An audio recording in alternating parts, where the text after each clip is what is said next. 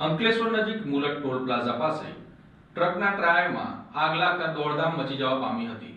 Truck ચાલકનો આબાદ બચાવ થયો હતો। આ ઘટનાની જાણ ઝઘડિયા જીઆઈડીસી ફાયર વિભાગને થતા તાત્કાલિક ઘટના સ્થળે દોડી આવી પાણીનો મારો ચલાવી આગ ઉપર કાબુ મેળવવાના પ્રયાસો હાથ ધર્યા। અંકલેશ્વર નજીક નેશનલ હાઈવે 48 પર મુલક ટોલ પ્લાઝા પાસે આજે વહેલી સવારે પસાર થઈ રહેલી હાઈવા ટ્રકના પાછળના ટાયરમાં અચાનક આગ ફાટી નીકળી હતી। આગ ફાટી નીકળતા ભારે દોડધામ મચી ગઈ હતી।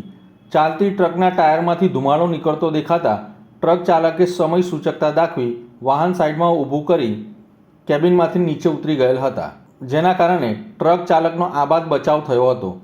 જોત જોતામાં ટ્રકના તમામ ટાયરોમાં આગ ફેલાઈ ગઈ હતી।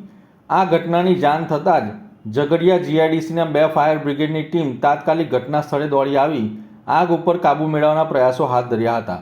ટ્રકમાં આગ લાગવાના કારણે વડોદરા તરફ જતા લેન પર વાહનોની લાંબી કતાર લાગી ગઈ હતી અને ટ્રાફિક જામના દ્રશ્યો સર્જાયા હતા। ઘટનાની જાણ થતાં ટ્રાફિક પોલીસનો કાફલો સ્થળ પર પહોંચ્યો હતો અને ટ્રાફિકને નિયંત્રણ કરી ધીમે ધીમે વાહન વ્યવહાર પુનઃ શરૂ કરાયો હતો। આગ લાગવાનું કારણ ચોક્કસ હજી સામે આવ્યું નથી।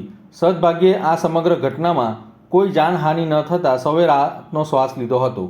ઉલ્લેખનીય છે કે નેશનલ હાઈવે 48 પર મુલક ટોલ પ્લાઝા નજીક અનેકો વાહનોમાં આગ લાગવાના બનાવો વારંવાર સામે આવ્યા છે।